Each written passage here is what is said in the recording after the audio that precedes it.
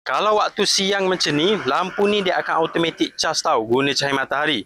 Bila malam pula, dia akan automatic nyala bila detect gelap. Lampu ni yang paling best, korang pakai banyak biji sekalipun, tak payah nak risau untuk bayar bil. Sebab lampu ni lampu solar.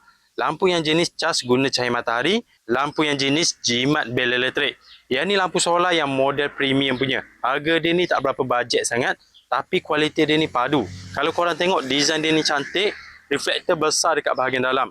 Dan kalau korang beli watt yang paling besar, dapat panel besar macam ni. Panel saiz besar macam ni, dia boleh cas lampu dengan cepat.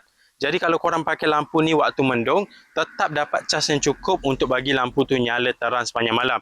Dia pakai pula bateri saiz besar, jadi waktu malam, lampu ni dia boleh nyala lama. Kalau korang tengok, cahaya dia ni terang tau. Dia boleh cover kawasan yang luas.